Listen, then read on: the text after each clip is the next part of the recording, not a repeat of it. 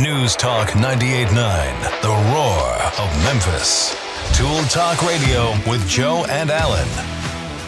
Welcome to Tool Talk Radio, coming to you from the Brown Refrigeration Studios. I'm Joe Thorderson with Thor's Hammer, Carpentry and Wood Turning. I'm Allan Gilbreth with darkcookmedia.com. And I'm Maximilian, and to all our Loxodonta out there, I'm very happy to say Happy World Elephant Day. Oh, Loxodonta. Okay, wow. World Elephant Day. Well, they deserve that, Allan. I mean, they deserve a international day, so. And the best thing is they won't forget. No.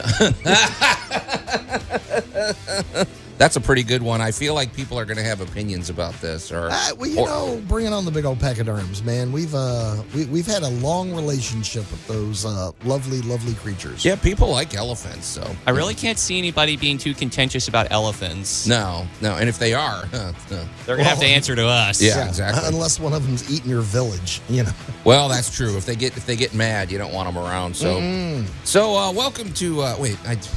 Okay, let's cue that up again, Max. You had me thrown off. You can call or text us at the Big M Roofing and Remodeling Hotline about World Elephant Day at 901-683-0989. I already know. I can see the people out there, Allan. I already know those regular listeners that are chiming in on World Elephant Day. I can just see it now. Pachyderm references are on the way. Absolutely. And you can also, what you should do after that is scoot on over to the Tool Talk Radio Facebook page. Give us a like. I've already made 3 posts up there, Allan. I already made our must-have item of the week. I'll discuss the other posts in a moment.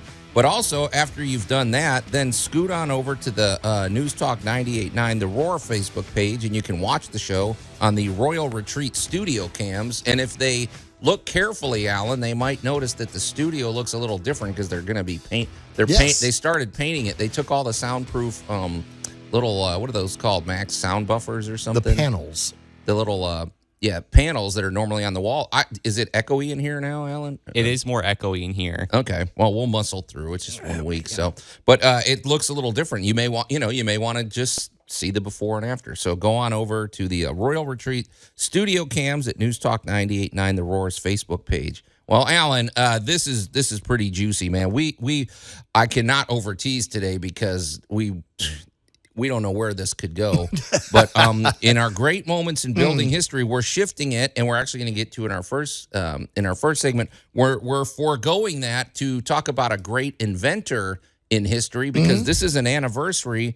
Right, Max? Is today the anniversary, or is it yesterday? This week? Yesterday was the anniversary of Hedy Lamar's frequency hopping patent that she made. Yes, which some credit her as, what do they call her? The mother of the. She would be the mother of Wi-Fi. Which, yes. Yeah, because you think you see pictures of Hedy Lamar and you're like, wow, what a beautiful actress, but she was a genius as well. She was that wonderful combination of beauty and brains. She's somebody that they need to make a big movie about. I mean, there's some real intrigue in the life of Hedy Lamar and stuff. So we're going to unpack that. Well, like many early Hollywood stars, her life is an amazing movie. Right. You don't even have, it writes itself. Yeah. So, but Allan, in the second half of the show, we finally got him back. Our good buddy Larry Brown with Brown Refrigeration is coming in.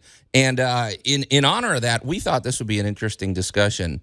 The past, present, and possible future of air conditioning technology. Because the past is interesting. The present is sort of critical to know, but it'd be fun to speculate with Larry what's the future looking like. That would be interesting. So we've got, like I said, we've got our must-have item of the week. Allan, we got to get to Allan's weekend review, which we missed last week because I think we were we did get to it last week. It was the week before. Well, the week before. We haven't talked about chainsaws in a while, so. No, but. You can never talk enough about chainsaws.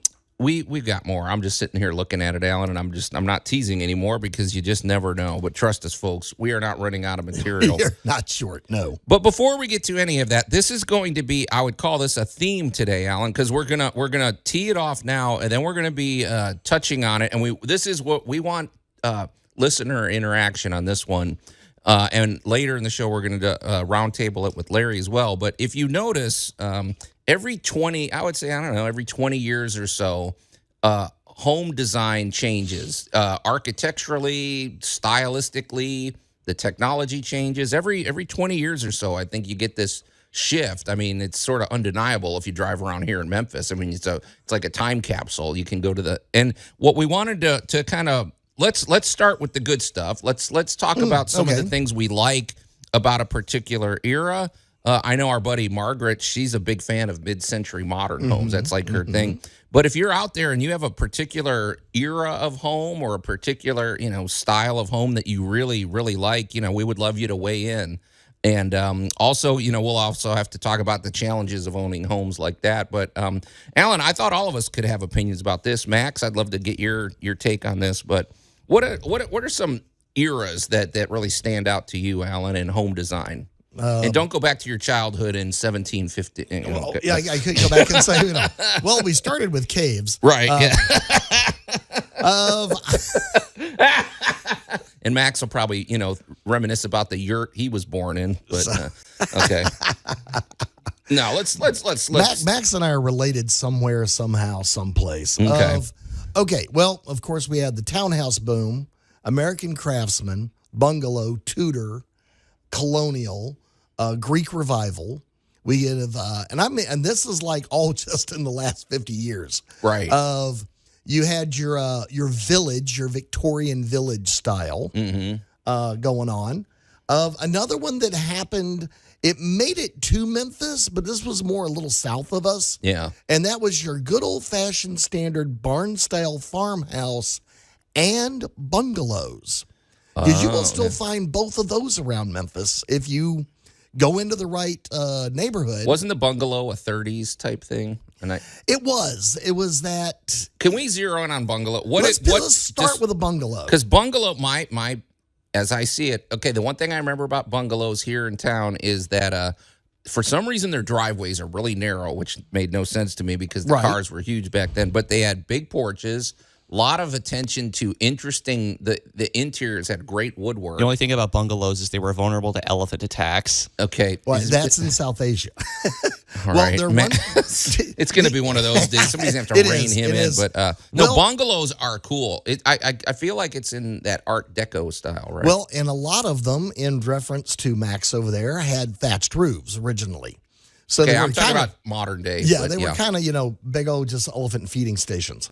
In the United States, where we did not have an elephant issue, generally it's a low-story, shallow-pitched roof, and it's kind of usually resorty areas.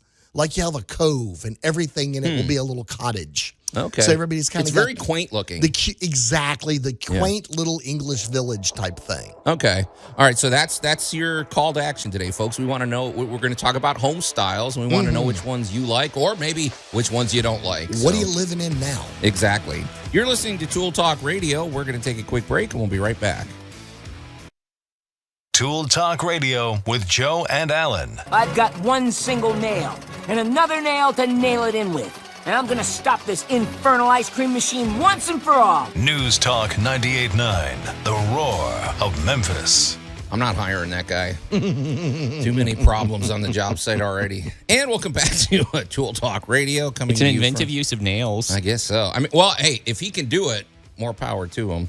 And welcome back to Tool Talk Radio, coming to you from the Brown Refrigeration Studios. I'm Joe Thorderson with Thor's Hammer, Carpentry and Wood Turning, here with my buddy Allan Gilbreth from darkoakmedia.com and our pal Max over there behind the glass. You can call or text us at the Big M Roofing and Remodeling Hotline at 901-683-0989. We also invite you to go to the Tool Talk Radio Facebook page. It's pretty interesting over there, Allan. We've already made a few posts. We want you to like the page, check out the post, share the page, and then after you've done all that, scoot on over to the News Talk 98.9 The Roar Facebook page and watch the show on the Royal Retreat studio cams. And like I said, astute listeners or astute watchers will notice that it's looking a little different. If you look at the edges, they've already cut in. They're going to be putting some sort of gray paint up here, Allan. So next week, I'm guessing the studios will look a lot different. So, hey, Allan, shortly in the second half of the show, our buddy Larry Brown from Brown Refrigeration is finally coming in. Boy, getting that guy to stop focusing on work and actually, come hang out with us. it's not easy. But trying to it's like trying to pick up a worm. Yeah, it's tough, man. It's like, well, that's an odd comparison. I'm sure Larry loves that comparison, Max. He's been a busy man. It's challenging. Let's just put it that way. Hey, worms are hard workers. Okay, yeah. Don't try to dig yourself out of that one, Max. So, but in a minute, Allan, shortly we're gonna get to our great moments in building history, which actually is we're foregoing that. It's going to be a great inventor in history, which I think we need a zippier title than that, Max, but it's working right now. But before we do that, Allan, we were talking. So one of the things we want from our listeners. Oh, wait, Max, you said somebody chimed in today. And speaking of listener, we had someone chime in. It's our good old buddy Keith. They said elephants are the ultimate wanderers. Herds can roam up to 30 miles a day. Half trunk will travel. Okay, yeah, because if you're just tuning in, folks, as Max indicated, today is International Elephant Day, so people are chiming in. So, Keith, thanks for that factoid, and he's right. I've watched documentaries about elephants. Boy, here's what I don't get. Maybe I'm just an idiot or something, but they say, they do the big dramatic voice. They're like, the males will wander such and such, and then they're off to go get they're in search of water and all this. And I'm like, well, why don't they just live where all the water is and just stay there? But I don't really get that. They go all these hundreds of miles to get to whatever. But the water and food is transitory. Okay. Elephants and beavers completely transform their environments. Well, we know that. Yeah, that's true. Beavers, dam stuff up and flood things out. Elephants basically eat it. Okay, so once they've eaten their fill, they move to the next if terrain. They keep hanging around, you're not going to have any trees or bushes or anything left. So they're like the Vikings. Pretty much. Oh, those creeps. Yeah. I mean, my ancestors were rotten people. Okay. Well, we don't want to turn this into, this isn't the Discovery Channel here. So let's shift back. What we were talking about, one of our themes and we want the listeners to weigh in on this. We were talking about how every 20 years or so, home design changes from aesthetically, but also functionally, and also technology evolves and everything. And here in Memphis, it's a great example. We've got homes that go back over 150 years or so. But we were talking about some of the things we like, and before we went to break, we were talking about bungalows, sort of like we're talking the 1930s. There's a lot of good examples of bungalow homes in Midtown. They're really cool. I do notice, Allan, with those, there's always this attention to woodwork. Some of my favorite woodwork is and it's more of, I see a lot of straight lines, a lot of the shaker stuff, but ornate as well. It's kind of a cool combination of, I don't know, it does remind me of the 1930s when they were trying to be more modern, but they hung on to traditional things as well. Well, it was kind of resorty. Yeah. That's kind of the easy one. But then, right at the exact same time, as we were dressing up the bungalows, suddenly the bungalow kind of converted and became the American Craftsman. So it was kind of an easier transition because of your bungalows were basically kind of dumpy little buildings that were dressed up. You think so? Well, they're all basically little boxes. Well, they're kind of boxes that they're you filled up. They're little boxes, and you dressed them up. And then the next logical thing was to take that box and start adding the landscape, add a little architectural interest, and next thing you know, you're looking at American Craftsman. That kind of feeds into the type of architecture that I most appreciate in terms of the era. It's pretty obvious. You could probably guess. I really like the traditional Japanese households, or the architecture they call is minka. Yeah. And what I really like about it is it's very self-contained, as Allan expressed. I also like the idea of all the openings that it has, like around the verandas. They have like a main veranda and everything that wraps around the entire house, and that's a way of kind of navigating throughout the entire structure. But I like the emptiness of the spaces therein.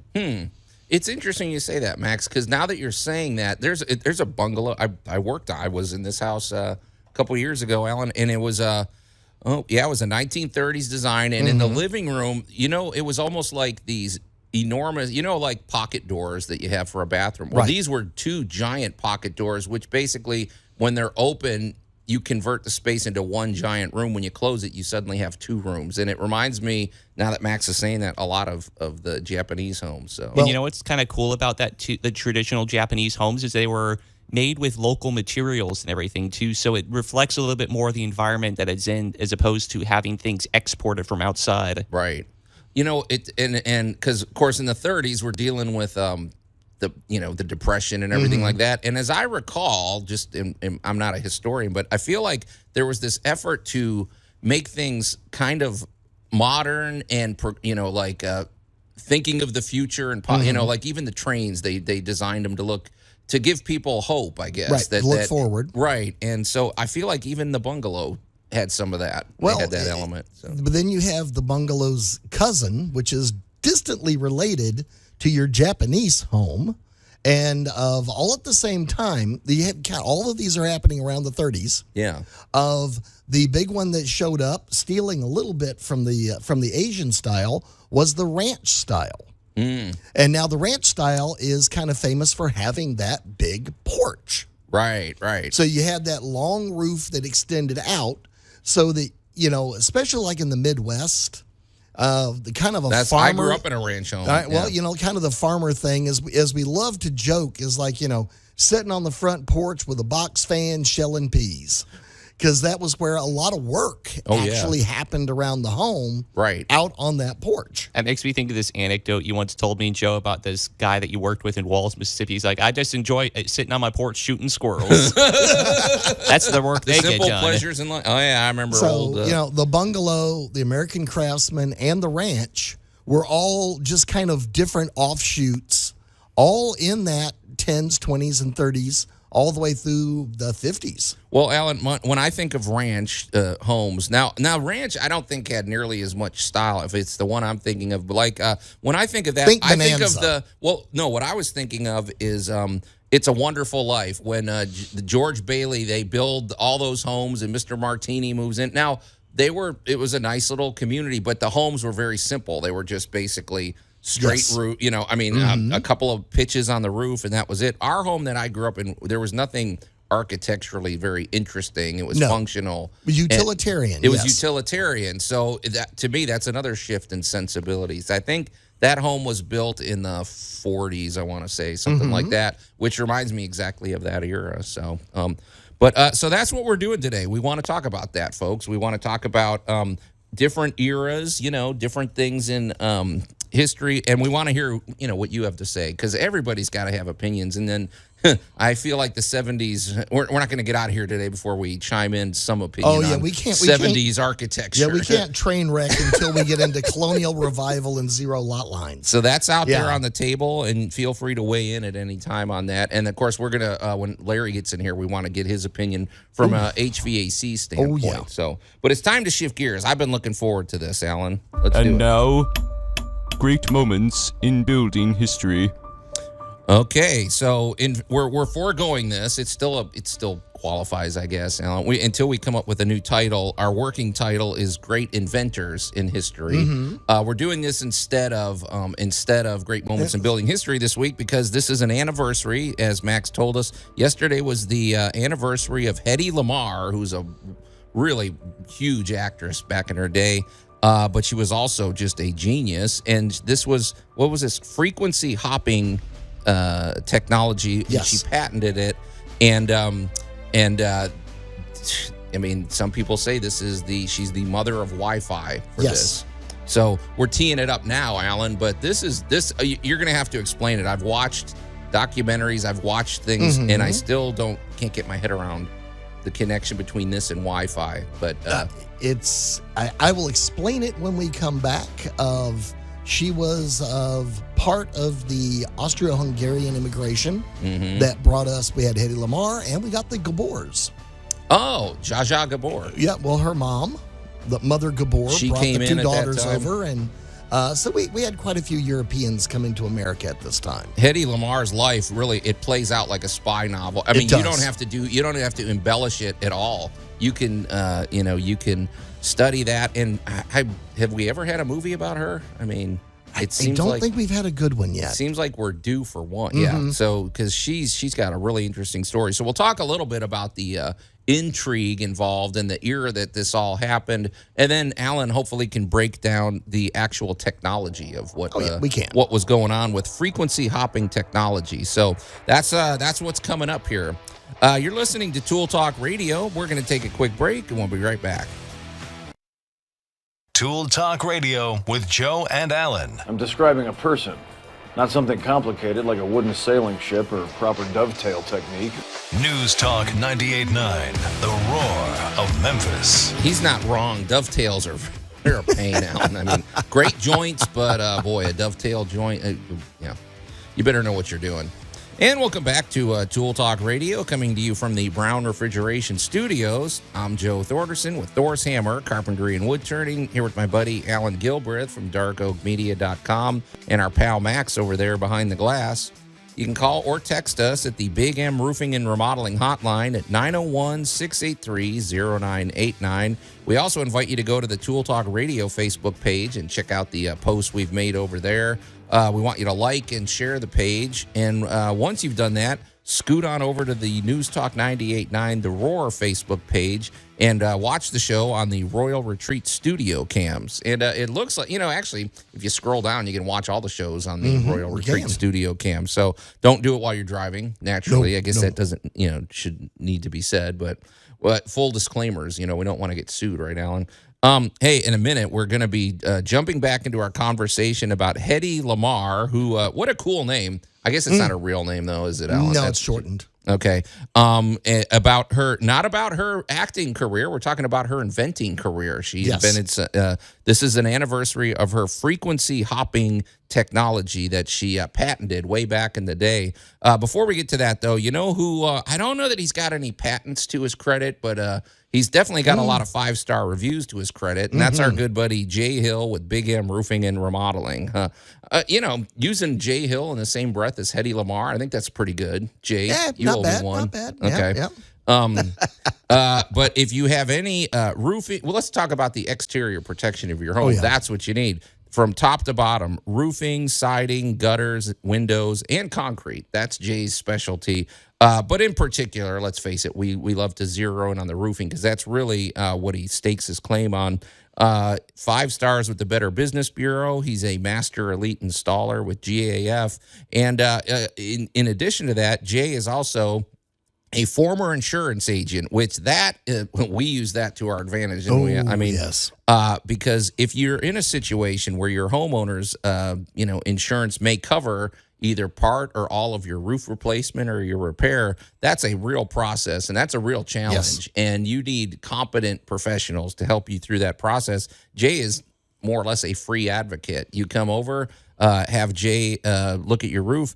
He'll give you a free consultation, and he'll tell you if there's a path forward with your homeowners. Because if there is, boy, is that a load off your mind and a lot of savings too. And that's what our insurance is for. So Jay is an expert in that field. So in addition to his great, these are roofing systems as well that they put in. These are lifetime transferable warranties. If you just had I think I told you, Allan, I changed my homeowner's insurance and I saved money because I have a GAF roof on my house. I mean, significance. That was sort of one of the main things they look at when you get insurance. So that's a benefit as well. And when you sell the home, that warranty transfers over to the new owner. So great folks over at Big M Roofing. They also have great financing. Jay has 30 lenders at his disposal. And you're going to qualify it takes minutes to qualify. Once you do, you select the terms that work best for you. So Jay is just a great, very dynamic personality, as you hear when he comes on the air with us, but even more so in person. So get in touch with Jay. You can call him directly 7 days a week.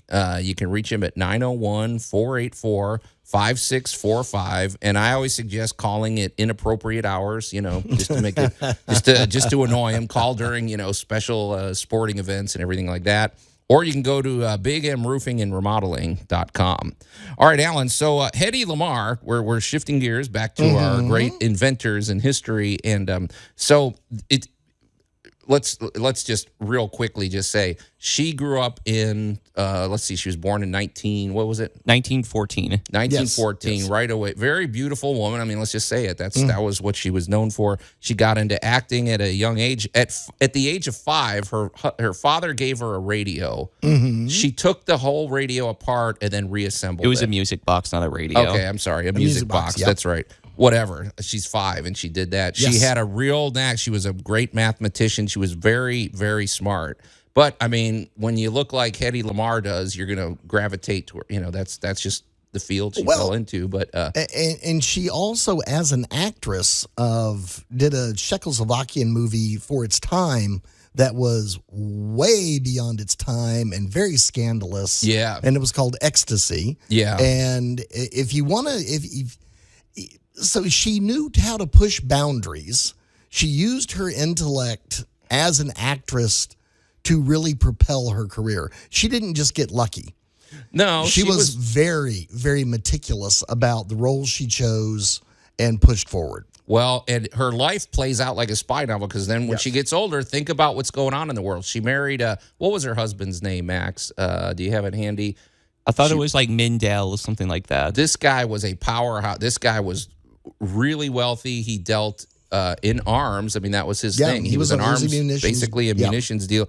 And he was meeting with the Germans and people like Mussolini back before World War II started. And Hedy Lamar was in the room listening to discussions about torpedo specifications and all of these things. And she she was like, I got to get away from this situation. But she very cleverly got out of it by, first of all, she gathered as much intelligence as she could because her idea was to escape. Right. And so she hired a basically personal assistant that looked very similar to her. The long and short of it was that she threw a party. She I don't know. It was a long story, but she basically changed identities with this housekeeper. Yes. Escaped the country, fled. We can't get into that because it would take 2 hours. It was very exciting though, and then she got away, came to America, and made a name for herself. But then she, among other things, with her acting, was right in the thick of things with World War I, and she wanted to do something to help the war effort, and she had all of this intelligence and all of this knowledge from her, former husband's meetings. And so here we go, Allan. So that sets the stage for frequency hopping. And one of the things I wanted to mention, too, is the way that she solved this problem and developed frequency hopping was by playing the piano. Yeah. Which is interesting because she teamed up with American composer George Antheil. And he was a very avant-garde composer at the time because frequency hopping involves trying to communicate between distances and synchronizing between different areas, between distances. And what George Antheil did was had a famous symphony where he synchronized 12-player pianos to play a symphony all together. The player pianos are like electric, right, Allan? They have those little grids, and then they just play on their own. They have the little holes. And it got her thinking, Right. because she was very convinced that radio communication was going to play a major role in this war, more so than in any others. So, but She did indeed. But Allan, now we're turning it over to you because I don't really understand it. So Okay. All right. So I understand the setup, but not the let's technology. pick on this radio station as a base. Okay. Okay. So we are broadcast on frequency modulation.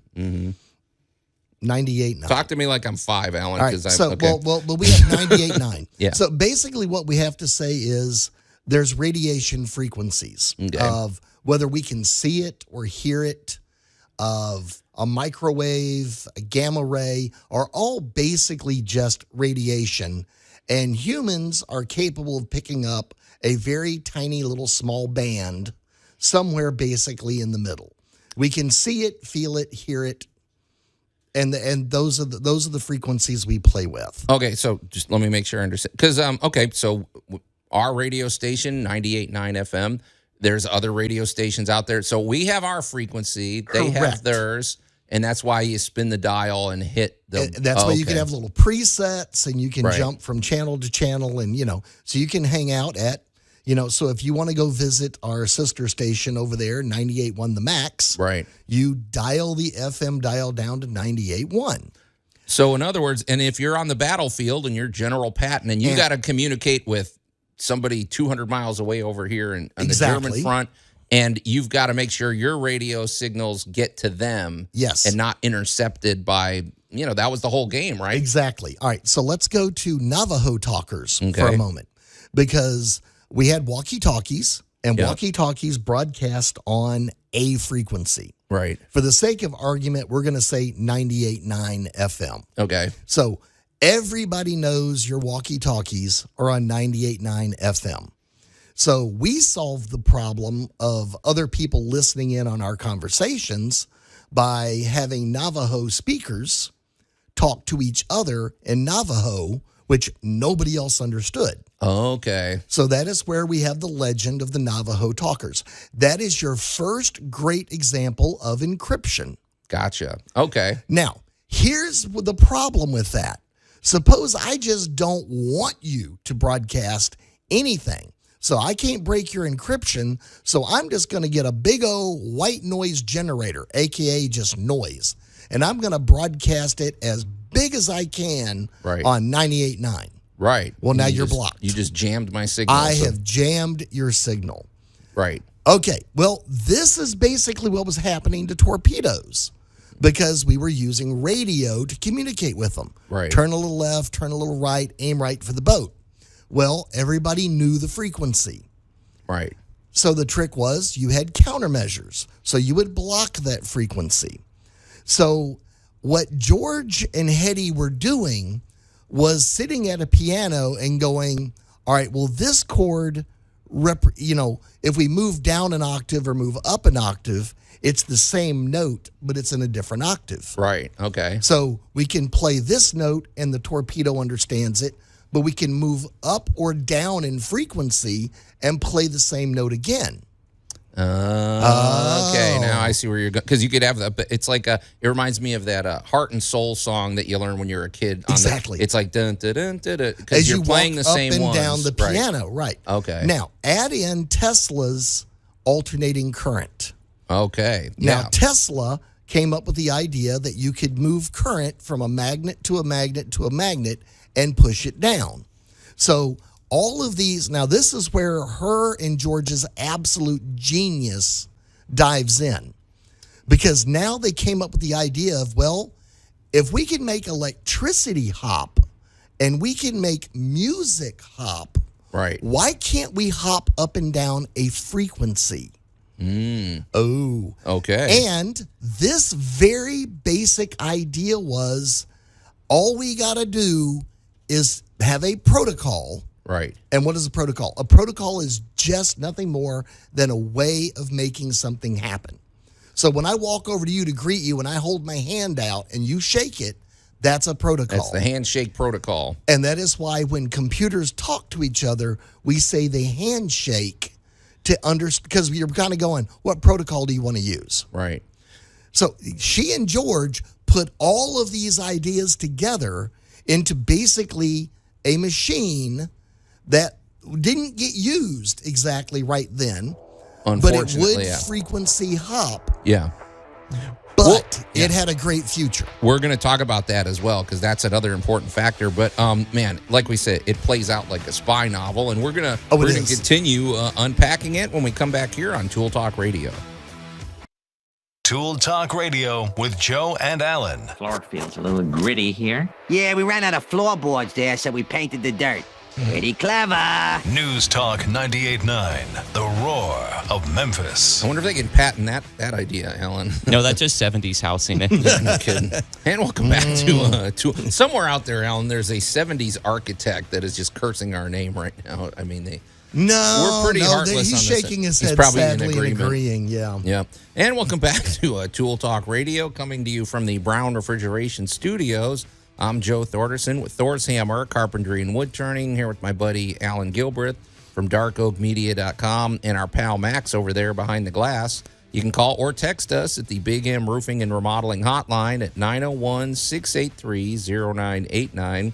We also invite you to go to the Royal Retreat Studio. I'm sorry, let's do this. I've got to do it in proper order, Allan. first go to the Tool Talk Radio first Facebook page. Get up to date. Check out all the posts we've made over there. Like the page and share the page. Then go over to the News Talk 98.9 The Roar Facebook page, and you can watch the show on the Royal Retreat studio cams and see what it looks like in here. There's a little repainting going on here. So next week it's probably going to look a bit different. So, hey, Allan, before we jump back into our conversation about Hedy Lamar, about her patent, that really it's a fascinating story. Tell us about the Royal Retreat. Well, talking about housing. Yeah, no kidding. Of all kinds of needs and of things happen in family and family dynamics, especially as folks age or medical needs change. And one of the big things that we love to tell everybody, and you and I reinforce this all the time, is have a plan. Yes. Know what you're going to do. We're all getting older, folks. Yes, indeed. Have a plan for that. Have a plan of... The Royal Retreat is an assisted living facility at 6551 9 Arnold Road, Memphis. They are conveniently located right off of Kirby Parkway between Collierville and Germantown. Great culture over boom, there. Right there. And this is one of these places where if you've got questions, if you've never been to a facility, go take a tour. Right. And go see the dining room. Go see the activity areas. Go see what these things have to offer, because it's not what you think. And it's the right size. It's not too big. It's not too small. And right. When you're talking about taking care of your parents and making sure they're in a comfortable space, that's a huge load off your mind. Well, to make sure their medications are taken care of, that you know where they are, and you know what they're doing. Right. Makes a huge difference. So. Again, it's family dynamics, it's family planning, but you really got to have the information. You got to have a plan. So go see the Royal Retreat. You can get in touch with Lana Candela, who's the Community Relations Director. You can reach her at 901-563-2210. And this is, again, go take a tour. Go ask some questions. Go visit. Go get an idea and plan for these family dynamics. Absolutely. So, hey, Allan, out on the table, we do have we have sort of a listener. I'm not calling it a listener challenge. This is a listener feedback. We were talking earlier in the show about different styles of home, different eras of home, and it seems like people are chiming in. Max, who do we have a text? Who else but Agent 732? Okay, what do they have to say? So we call him they because we don't know if it's a he or she. We don't know who Agent 732 is. So my grandmother lived in a late 1940s, early 50s ranch house. The biggest room was the kitchen, which was a delight to cook in. Okay, nice. Now, the ranches, that was a huge advantage because the kitchen was a major part of it. Now that you say that, our kitchen was pretty. I grew up in a ranch home. The bedrooms were just sort of nothing, but it had a basement, and as I recall, the kitchen was the biggest room. That's a good point. And one of our most persistent content providers, Lori, has chimed in, and she asked, so what era does a half house and half trailer style come from? Her house doesn't count now. Because if you're a real astute listener back, like, I don't know, a year or two ago, you told us about this home you were working on where somebody just thought, you know what, we need extra living space. We're going to duct tape a trailer to the back of that, literally duct tape to Pretty seal close, it in. yeah. And she bought, you're the one that bought it, Lori. You tell us. So, well, the good news is it is now a wonderful house that has been framed out and air-conditioned by our good buddy Larry Brown. There you go. Well, speaking of Larry Brown, Larry's going to be joining us in the second hour. We're going to be talking about, among other things, the past, present, and possible future of air conditioning technology. We've got a lot of other juicy stuff we're going to discuss with Larry. Before, let's shift back to our conversation, though, Allan. We were talking about a special anniversary that happened yesterday. The frequency hopping patent that Hedy Lamar basically patented in 1942. This was an anniversary. Now, Allan, you were explaining this pretty. The basic concept was she was convinced that one of the keys to success in World War II was going to be good radio communication and keeping your messages from being intercepted. I think that's sort of because back in the day radio was still kind of new back then. But sadly, her technology, the Navy didn't use it. Well, and I have to wonder how many lives might have been saved if they would have used it. I mean, I don't know. We'll never know. But We're about to give her mad props, though. Okay. Of her idea was used. Maybe not her device. Okay. But her idea was there. Okay. So, as a protocol, their idea did save a lot of lives. Okay, good. Their device itself, because of the technology at the time, was really a bit too cumbersome. But let's go to the mid-50s, and now we've already got lightweight transistors. Okay. So we went from great big giant transistor tubes and stuff to now we're getting to the era of the quote-unquote transistor radio. Right. Okay. Now with the smaller transistors, her concept was picked up by other military contractors, and they actually created the sonobuoy.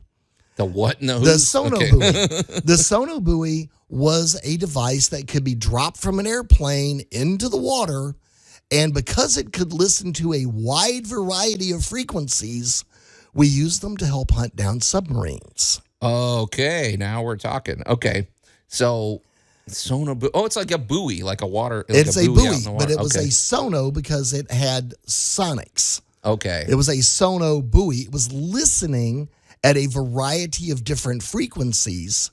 And this is where you get into, I'll pick on Star Trek for a moment, where they talk about, we've detected the signature of a Klingon vessel.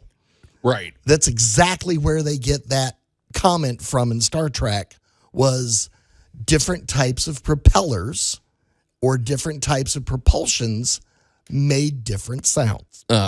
It's easy to lure me into a Star Trek conversation, Alan. The only thing I will say this, if you folks, there's a great analogy that could be made there's a great case that could be made that Star Trek is more, if you were to compare it to any branch of the military, you could compare it to the Navy. But yes. Anyway, hey, but Alan, we never even discussed how this ties into Wi-Fi. How does her technology, why is she called the mother of Wi-Fi? Well, again, we're talking about frequency hopping and what frequencies could be used.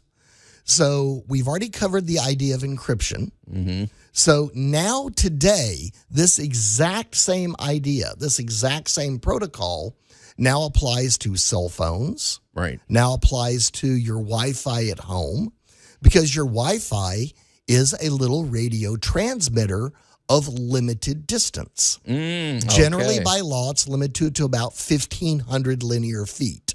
Right. But it is a radio transmitter, and it is broadcasting at a certain frequency. That's why you need a password, right? Within that frequency, you have encryption, which is why you need a password. Okay, so in theory, if they would have fully implemented her, if they had the technology, these generals back in the day would have used passwords. They would have done maybe a variation of what we're doing with our Wi-Fi when we log in. These people all gave us all the little pieces that come together in today's technology with semiconductors instead of transistors. Right. So all of our technology keeps getting smaller and smaller and smaller, using less and less power, but yet producing bigger and bigger results. Pretty fascinating. So the ideas of a musician and an actress Yeah. brought us to today. That's, again, one of the reasons we support the arts around here, Oh, Alan. So, absolutely. well, Alan, hour one is in the can, and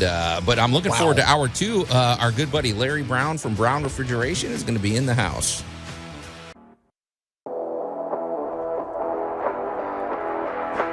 News Talk 98.9, the roar of Memphis. Tool Talk Radio with Joe and Allan. And welcome to hour two of Tool Talk Radio, coming to you from the Brown Refrigeration Studios. I'm Joe Thorderson with Thor's Hammer, Carpentry and Wood Turning, here with my buddy Allan Gilbreth from darkoakmedia.com and our pal Max over there behind the glass. And the man himself, Larry Brown from Brown Refrigeration, which it's like pulling teeth to get you in here, sir. I mean, he puts work before visiting with us. Thanks a lot, sir. But, well, thank goodness. Okay. He's got a lot of happy people out there that got air conditioning right now. That's right. So if you want to talk air conditioning, this is the time to do it. You can call or text us at the Big M Roofing and Remodeling Hotline at 901-683-0989. We also would say, I think it's at this point, Allan, it is mission critical to get over to the Tool Talk Radio Facebook page and check out the posts we've made over there. Absolutely. And after you've done that and you've liked the page and shared the page, then scoot on over to the News Talk 98.9, the Roar Facebook page, and watch the show on the Royal Retreat studio cams. Allan, they may go, I wonder what Larry Brown looks like. We've heard his name thousands of times. Well, if you want to know, go over to Facebook and check it out. Larry, you're on camera, so remember that today before you act. But I hope I don't break the camera. Okay. Hey, it's good to have you, my number one friend. goal today, not break the camera. Right? Well, I got the industrial one on me, so you're good. You're good. All right. Hey, Larry, we've got some pretty cool stuff to do roundtable with you. Oh, a little late, Max, on the walk-up music. Okay, let it roll. That's Larry's. That's what you came up with, Max? Did you approve that? Do you run that by Larry to see if he? I figured he'd like it. Okay. And when I found it, that made me think of Larry. Okay. Well, it sounds pretty edgy, Larry. Do you play this when you walk up to a job site? Don't you? Yeah. Absolutely. He opens the truck and Okay. I think John would enjoy that. Hey, Larry, this is going to be good. Shortly, you're going to give us, you're the perfect person to talk about this. We always love talking about technology, so why not consult Larry? This is going to be good. The past, present, and possible future of air conditioning technology. Larry, you got notes here. I've noticed. I do. So it's very interesting subject. It's got a lot of a huge timeline of when it started till now. So, I can't remember all that, Joe. So no, you got to write it down. I got to write it down. And we want to use your expertise to speculate, too. Later in the conversation, we'll speculate what the future of HVAC might look like. Also, if you're just tuning in, we've had a few listeners chime in on this. And, Larry, this is going to tie in with our conversation later. But we put it out there every 20 years or so, home design changes. And the different, not only from a design standpoint, but from a technology standpoint and functional standpoint. So we put it out there, folks. Let us know, what are some of your favorite eras? What are some of your favorite home designs? What are some of your least favorite? And with that in mind, Larry, later in the show, we want to ask you from the standpoint of HVAC. Maybe there's some that are just really easy to work on. Maybe there's some that are really kind of challenging to work on. So, Absolutely. So we want to get your take on that. Hey, Larry, before we do that, before we get to any of that, you always are really nice about bringing in specials and incentives for our listeners. So I see you've got your note card there. So do you have some specials today if people want to take advantage? I do. Yeah, I got some good specials today. So we're offering new Trane heating and air conditioning system, 24 months, no interest financing. You can get a free programmable thermostat, a free media filter, a free 10-year parts warranty. And, you can, top that off with a 24-month, no interest financing. Makes it easy and affordable to buy a new Trane heating and air conditioning system. If you're interested in a Remy Halo, that's $100 off on our Remy Halo. So that's a great deal, and it's a great product. And then we're also offering $100 off on our duct cleaning services. So if you're interested in any of the specials, give us a call at 901-362-1881, or you can visit us on the web at brownref.com, or you can check us out on Facebook. I know we're linked to the Tool Talk Facebook. I think so. Yeah, I got to double so. check, Allan. Did you link us up? So, all right. I'm pretty sure we are. He looked at me very accusingly. I thought you are, but we'll double check. So, yeah. Okay. We'll but make your sure. Facebook page, in fairness, is better than ours. You got, I don't know what you do, but you got a pretty active Facebook. Who would have thought an HVAC company would have such a dynamic Facebook page? But you do. I got to give you credit. So. Well, in today's environment, in our society today, social media is a huge way to stay in touch with your customers, right? And also market some of your services and things like that. So we try to be active on social media. Now I don't do all the other like the Twitter and all that stuff. I'm not too. You're not a TikToker. No. So, but Facebook is something that most people relate to, and we just feel like it's a good platform for us. I think so. We use it. I mean, so that's it, because you can post things. You can post, video. Yeah. It makes sense to me. Some of them I still can't figure out, but that's just me. Hey, Larry, this is cool. So let's jump into it. We were going to talk about the history and the history, the past, present, and future of HVAC. So let's get started, man. Do you want to? Sure. Yeah. So basically, I kind of know I'm pretty familiar with the last 100 years of heating and air conditioning industry and the developments, but did some research. And so basically, the air conditioning type of like a passive cooling, which is a top form of air conditioning, was started in ancient Egypt. And so what they would do is put reeds over windows, and then they would wet those reeds with water, and then, of course, that's like an evaporative cooler. So anybody that's been out west where you have a low humidity, evaporative coolers, or a lot of people call them swamp coolers, are very popular as opposed to our mechanical cooling like we have here. So the ancient Egyptians were using that all the way back into, BC. And then, of course, as time went on, even people famous like Benjamin Franklin even experimented with some forms of cooling and able to, freeze water.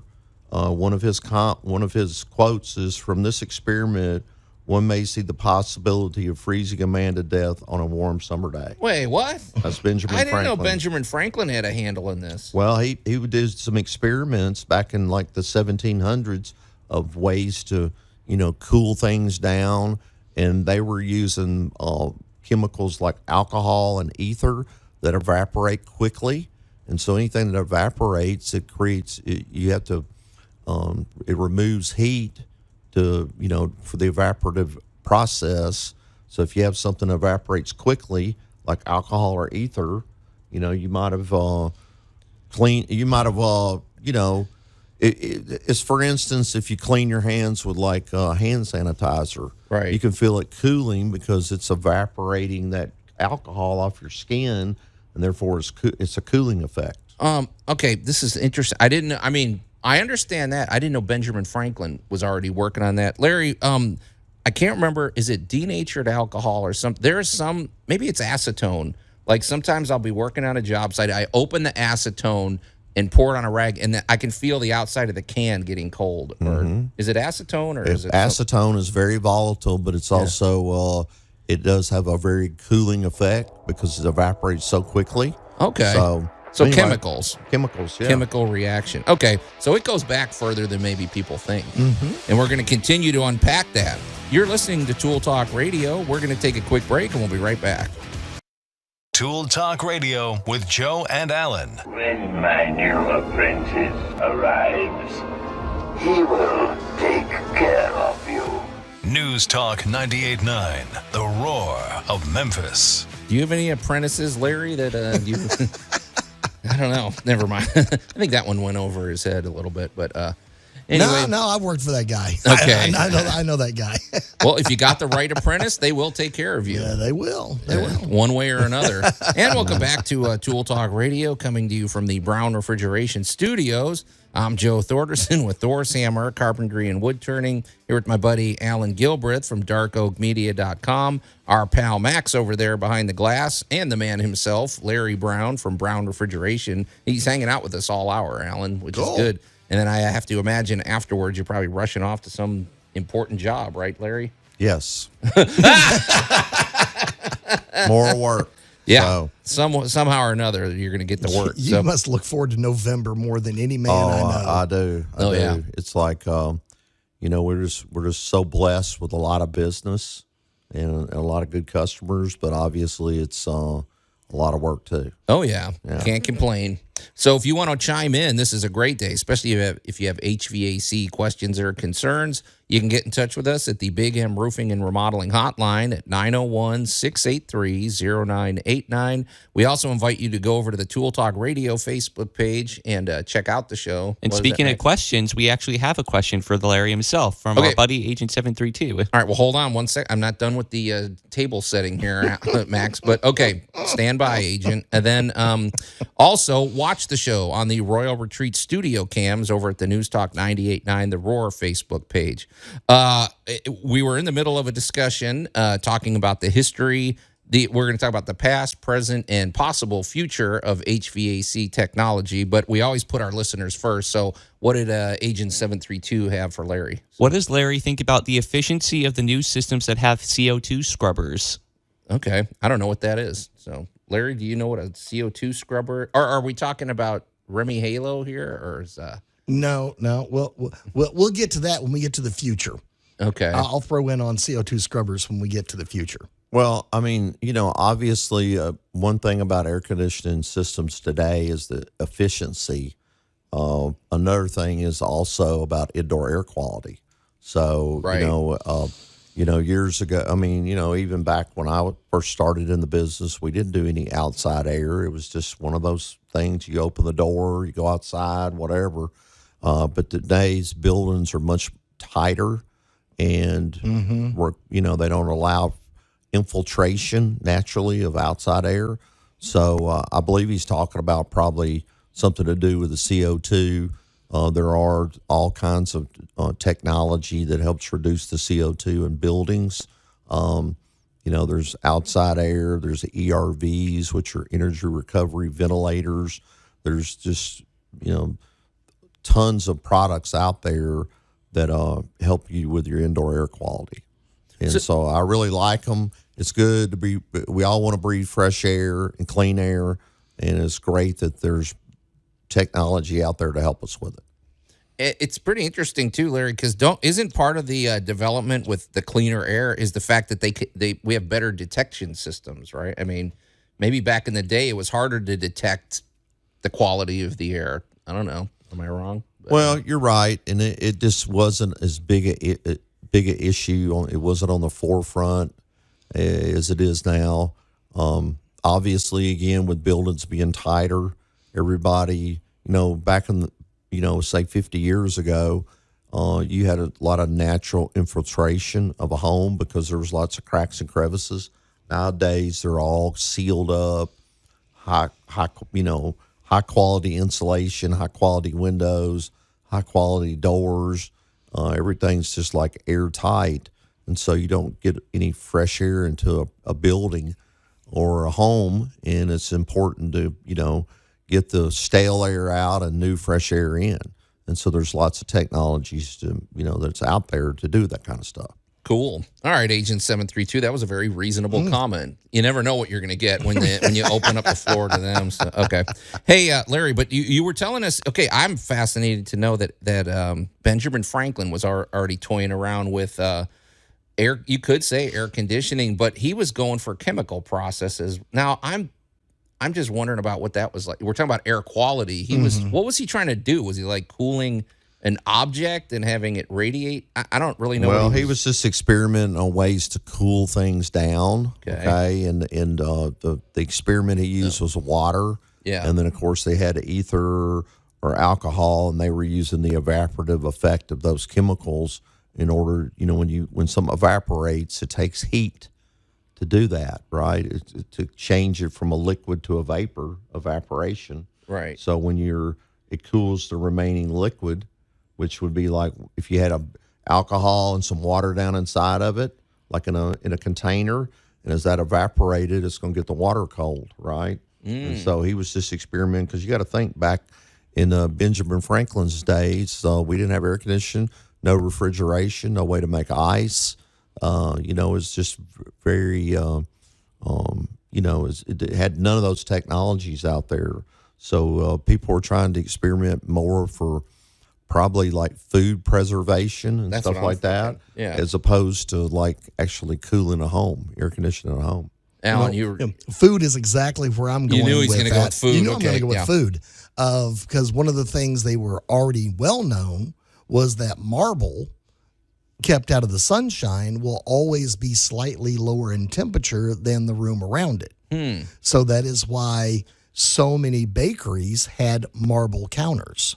So you could work your dough and everything on it without it absorbing the same level of heat as was in the room, right? Because the marble was slightly cooler.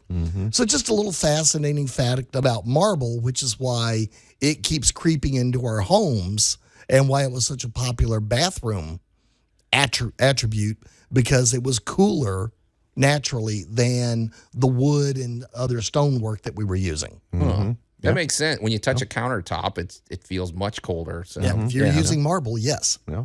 All right. Well, hey, Larry, that's sort of interesting. I didn't want to sidetrack you on that, but I didn't know that about Benjamin Franklin. But yeah, it was kind of interesting that to know that this has been going on since that for probably over 1,000 years of people figuring out a way to try to stay cool, right? Sure. Yep. And so that leads me to the next thing is that in the 19th century, there was in 1842 there was a Florida physician named John Gorgie.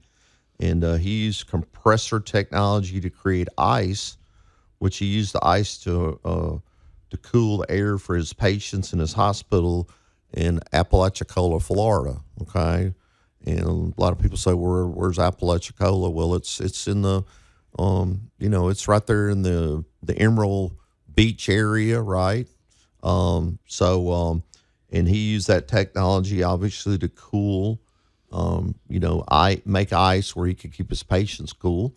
He was hoping to be able to, continue to develop that technology and use it to cool whole buildings, but it just never came through. So, hey, Larry. Okay, wait. Sorry, you're sort of blowing my mind here because we were doing a story. One of our first ones ever, Alan, was about the Chicago World's Fair of 1893. Right. They had an indoor skating rink, but I thought that's where indoor ice making more or less started. But you're saying this goes back 50 years before that. Yeah, absolutely. So, okay, so they were piggybacking out. So maybe he made small amounts of ice. They figured out a way to make an entire ice rink or something. Yeah, and that what they do with an ice rink is there's a piping system below the ice that. And it's usually what they call a brine solution or a glycol to where that liquid won't freeze. And then they can drop that down below 32 degrees and then it'll freeze the ice and make the skating rink. Huh. Okay. So if once you figure out how to make ice, it's a short hop over to, we can figure out how to cool a house. So. Well, all of this, technology, refrigeration, everything, all you're doing is moving heat from one place to another. So you're taking the heat out of the water and you're dumping it outside. Right. So once you take enough heat out of the water, right, you're not making it cold, you're removing heat, right? And so what it does is it lowers the temperature, and eventually when it gets below 32 degrees, it forms ice. Yeah. So you can have skating rinks, that are, right here in Memphis that you go over there right now and it's 95 degrees outside and they got a skating rink. Right. Yeah. Oh, this is interesting. All right. You're sort of hurting my brain a little there. I thought I knew things, but I guess I don't. So, all right. This is very interesting. Because the other part of this, Al, so you're making ice, but you don't do modern technology looks nothing like that, right? I mean, there's no ice in the new systems, right? So, no, but I mean, it's kind of the same principle is that you're removing heat and you're moving heat from one place to another. So that's all an air conditioning system does is remove heat from your home and takes it outside and dumps it outside. Okay. So that's sort of the modern. So we're kind of going a little walk through history about air conditioning. So, all right, we're going to continue the journey here on Tool Talk Radio with our good buddy Larry Brown from Brown Refrigeration. We're going to take a quick break and we'll be right back. Tool Talk Radio with Joe and Allan. People really don't know how to finish wood properly. News Talk 98.9, the roar of Memphis. Ron Swanson is so self-righteous, man. A lot of us know how to finish wood properly, Ron, not just you. That really triggers me. Max, I know, you do that on purpose. All I have to say is thank goodness they don't, because, it keeps me very Let's just say it pays my bills fairly well. I guess there's something to be said for that. And welcome back to Tool Talk Radio, coming to you from the Brown Refrigeration Studios. I'm Joe Thorderson with Thor's Hammer, Carpentry and Wood Turning, here with my buddy Allan Gilbreth from darkoakmedia.com, our pal Max over there behind the glass, and the man himself, Larry Brown from Brown Refrigeration. You can call or text us at the Big M Roofing and Remodeling Hotline at 901-683-0989, especially if you got HVAC questions or concerns. I mean, this is the day to do it. Also, scoot on over to the Tool Talk Radio Facebook page and check out the action over there. Like the page and share the page. And then go over to the News Talk 98.9, the Roar Facebook page, and watch the show on the Royal Retreat studio cams. If you've ever wondered what Larry Brown actually looks like, he's here. He's on camera, and this is your chance to see the elusive Larry Brown. Larry, it's hard to get you in the studio because you're always working. Always busy. I don't know. 9 months out of the year, he's the most popular man in the city. No kidding. Is there ever a period where they don't need? I mean, I guess we have we have about a month where you could open the windows and you don't need heating or air. But really, I think you've got job security, man. You're in the right business for sure. I think so. So it's been, it's getting bigger and bigger every year. Obviously, if you take care of your customers, things will, the rest will usually take care of itself. And that's what we try to do is take care of our customers, be there when they need us, and treat them fair. And it's paid off over the years to really a booming business that is getting way more than I can handle. I'm getting a little older every year, and business is getting more, so it's like going to two different directions, right? Well, but I'm hanging in there. There's worse problems to have, Larry. But That's hey, right. Last week I saw one of your trucks. Did you guys upgrade the fleet? This thing looked like a new truck, man. It was nice. Well, we're constantly having to bring in new vehicles. I mean, obviously, you run a lot of miles up on them in a day or in a year. The average person might put 15, maybe 20,000 miles on their vehicle in a year. These things are putting 40 to 50 sometimes because, all the running around we're doing.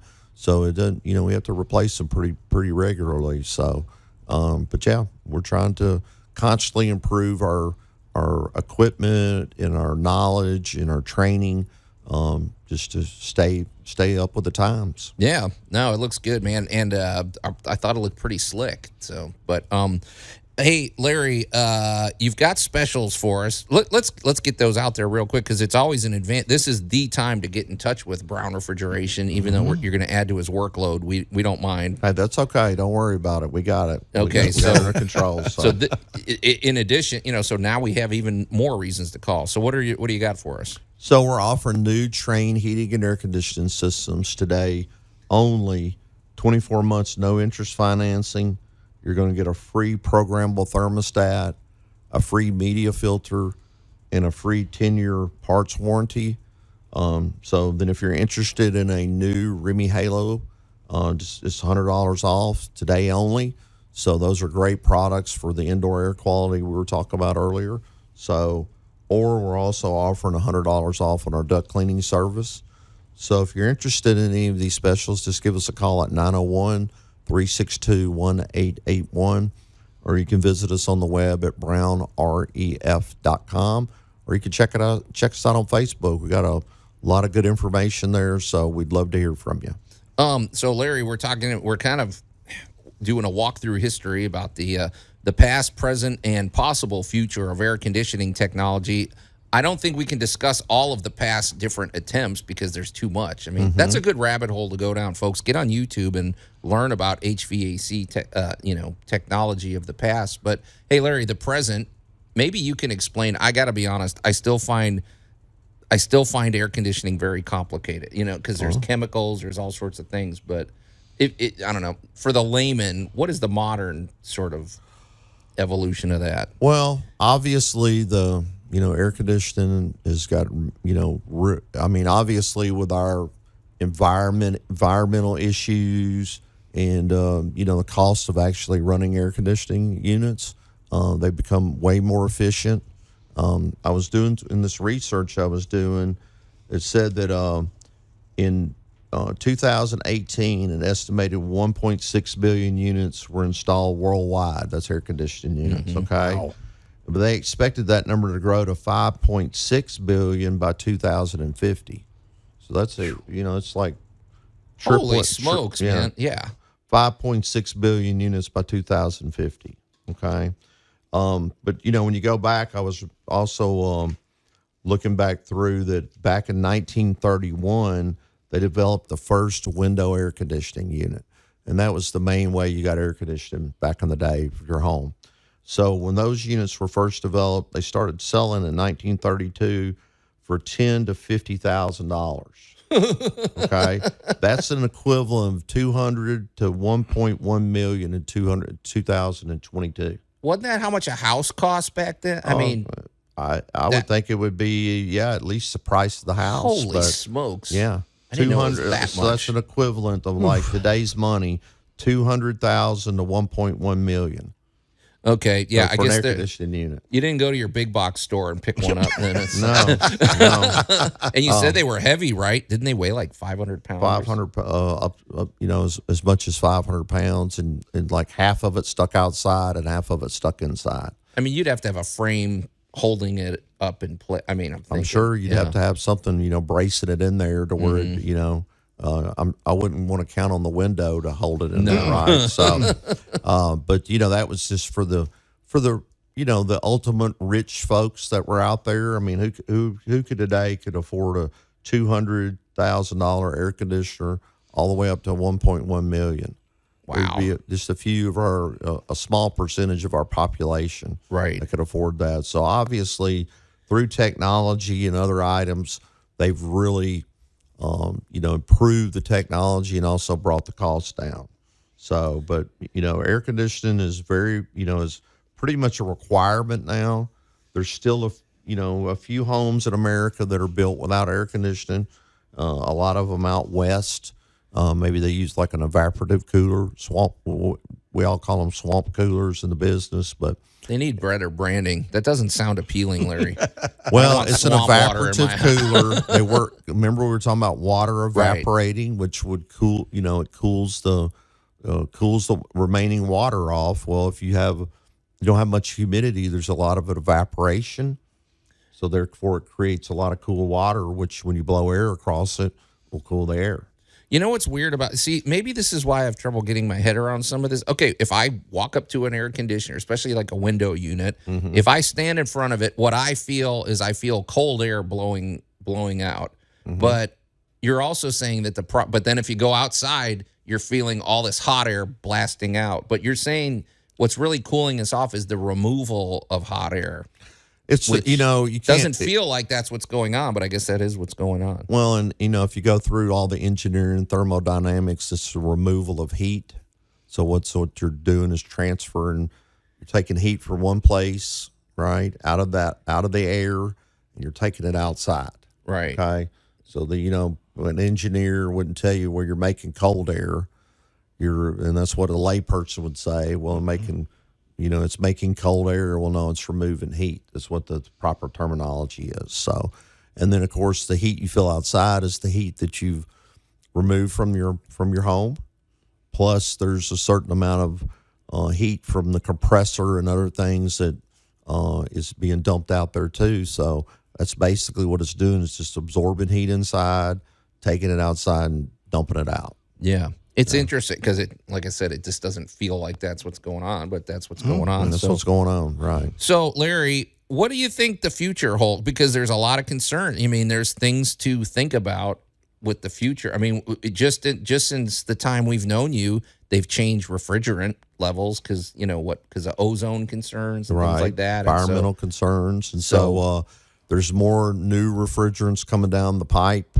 So they're going to, because the current ones are still impacting the environment in certain ways, ozone, global warming, stuff like that. So they're coming up with new, more improved, environmentally friendly refrigerants.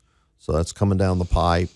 Another push too is electrification of heating and air conditioning systems. So, the old days we had fossil fuel, right? Gas furnace. Well, everybody's trying to go away from those and use heat pumps or something like that. What I always recommend is a dual fuel unit. So you could have a heat pump, which does really good in mild conditions all the way down to maybe like 30 degrees. And then you'd have a gas furnace as a backup. What is because we talked about that before. It kind of reminds me of like a hybrid vehicle or something like that. But what is so part of it's gas powered, but what is the other part? Well, it's a heat pump. So basically, when we talked about we're removing heat from inside and taking it outside, what a heat pump does is actually reverses that cycle. And so now it's absorbing heat from the outside and moving it inside. So you see the future of HVAC technology being less environmentally, more environmentally friendly in terms of the chemicals that we're using, and then maybe just being more efficient by.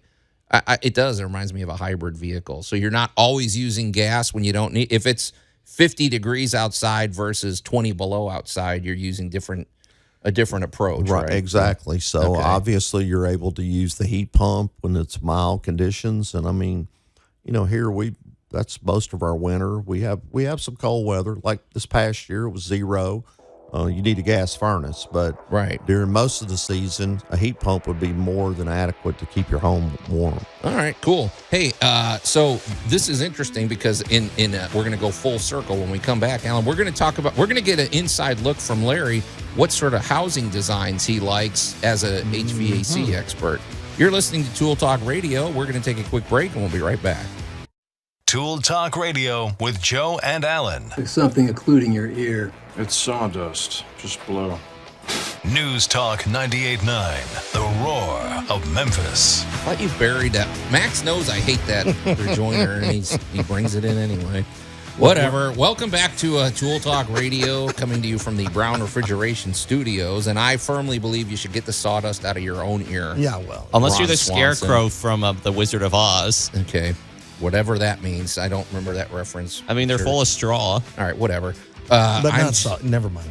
We're wasting time. I'm Joe Thorderson with Doors Hammer, Carpentry, and Wood Turning, here with my buddy Allan Gilbreth from darkoakmedia.com, our pal Max over there behind the glass, and our good buddy Larry Brown from Brown Refrigeration. In the house, finally. We pulled him away from work and got him in here to visit with us for an hour. You can call or text us at the Big M Roofing and Remodeling Hotline at 901-683-0989. And then we also invite you to go to the Tool Talk Radio Facebook page, check out the action over there, like the page, and share the page. And then scoot over to the News Talk 98.9, the Roar Facebook page, and watch the show on the Royal Retreat studio cams. And this is your perfect opportunity if you've been dying of curiosity what Larry Brown, if you want to know what he looks like, well, Larry, you're on camera. So speaking of the cameras, in a minute, we're going to get back to our discussion about HVAC technology. But speaking of the cameras, Allan, let's get to our must-have item of the week because I'm holding it up. Max, is it on camera? I can't tell. I think it is. It's blocking your face. Perfect. Dual purpose. So I'm holding it right up to the camera, Allan. Tell people what I'm holding up. You are holding up a brand new, shiny 10-inch carbide tip saw blade. Yes. Ideal for a bench saw, or in this case, Larry, this one's going into my miter saw. The blade's a little dull in there, and we're big believers in a sharp tool, in a sharp saw blade. You don't play games. Absolutely. And one thing I've noticed, have you all ever noticed this?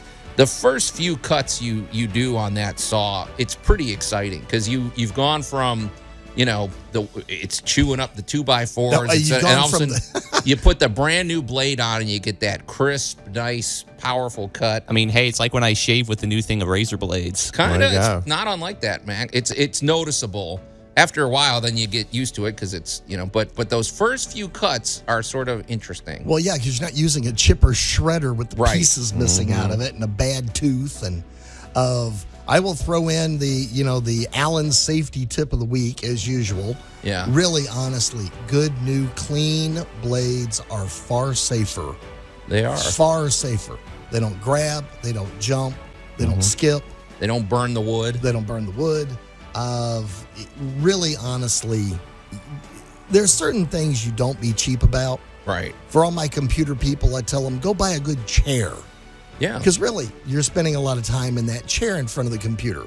For all of my tool buddies, new blades. They don't cost that much. And one accident is unthinkable.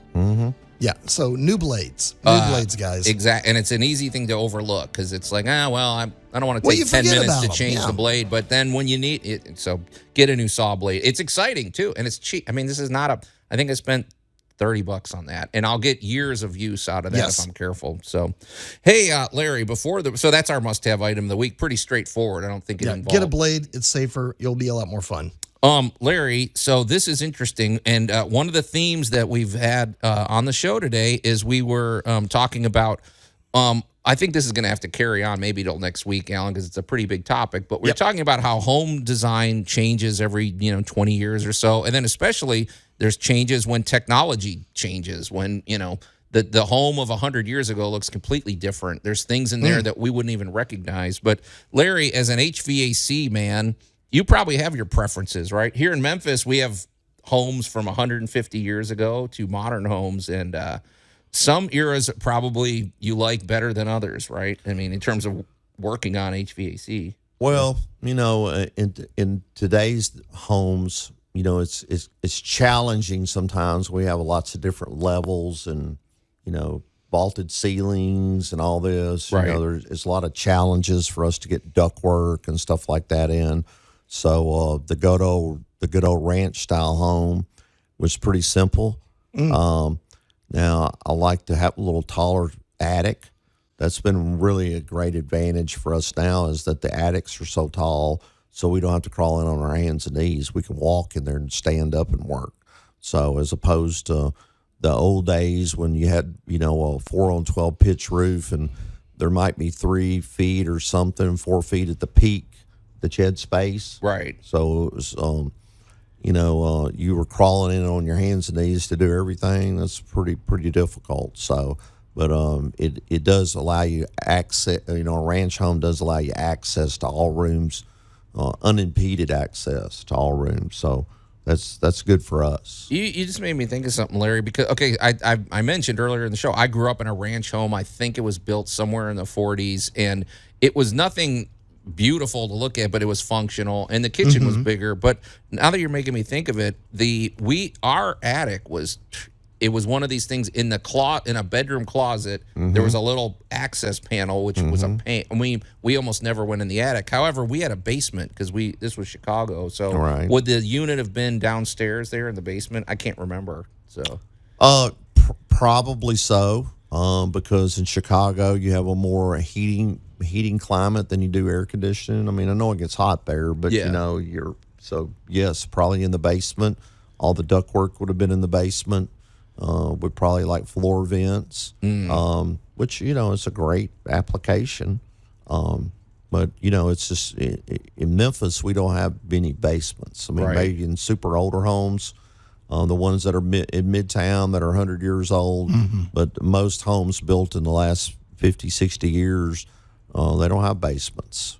Larry, back in the 80s, I remember this. You remember this, Allan? All of a sudden, we got these vaulted ceilings, like you said, and then lofts, which I like. I like you step upstairs, and there's maybe like a TV room that's open, and it looks out over into the living room. But it's fun to live in, but I have to imagine it's a challenge because the air could be 20 degrees different from one level to the next. But where did you fall in with the 80s style? So well, you just obviously you have to be a little inventive and use tricks of our trade, but yes, it is challenging with the high ceilings and all that. You get stratification, which hot air rises, cold air falls. So always recommend people put in a nice ceiling fan to where you can break up that stratification. And in the summer you want it blowing down, in the winter you want it blowing up, which creates circulation, and it'll keep the levels of your home more to one temperature as opposed to always being hot upstairs and always being cold downstairs. You're just making okay. Go ahead, Allan. I want to bring up you just hit a huge point as to why ceiling fans go both ways. Oh, very good. Yeah, I it draws get air and this, it blows air. I really, Anna, you just, as Joe likes to say, you triggered me. Yeah. I get asked that question dozens of times as to why does the ceiling fan go both ways? Yeah. And you just reminded me perfectly is that, once again, to blend your air, to keep your air consistent throughout the house, you do change it based on the season. Absolutely. So if you're trying to keep the hot air from building up, you want to move it down. Right. And to keep the cold air from trickling down on you or pooling at the bottom, you want to move air up. And that is, I think that was probably the takeaway fact of the day. Well, that's why they reverse. That's exactly right, because the seasons, I mean, you want to do different things with both seasons. So, so you always want to be able to switch your ceiling fan. But if you do have a high ceiling, I'd recommend, a big ceiling fan and get one that you can change directions with. What's ideal is one that you don't have to get up and actually physically change it, because you're on a 10, 12-foot ladder trying to get up there to it. Yeah. So it's always better if you have something that you can have a switch or a remote or something like that. But yeah, that's a huge a huge deal in keeping your air from being so stratification. Hot air is always up, so it's always going to be hot upstairs if you don't do something like that. Hey, Larry, man, see, this is why we need you in more often, because now he's already given me 50 things I want to ask him about, but we don't have time. So, hey, Larry, real quick, do we have time to get to your specials? We got about 2 minutes. Okay, tell us one more time, because people, when the show's over, they need to get in touch with you. So, well, today only we're offering new Trane heating and air conditioning systems, 24-month no-interest financing. With that system, you also get a free programmable thermostat, a free media filter, and a 10-year parts warranty. So if you're interested in taking advantage of that, you can 24 months finance, and you can enjoy it now and pay for it later. If you're interested in a Remy Halo, we've talked about this product a lot. Very good indoor air quality product, $100 off on that. So, and then also $100 off on our duct cleaning services. So if you're interested, give us a call at 901-362-1881. All right. Well, hey, Larry, it's always great seeing you, man. And we got to get you in here sooner, because you gave me about, like I said, 50 things I want to ask you about. There's no time, Allan. The clock waits for no one. You've been listening to Tool Talk Radio. So on behalf of my buddy Allan Gilbreth, our pal Max over there behind the glass, and Larry Brown, I'm Joe Thorderson. Thanks for listening, and we'll see you next week.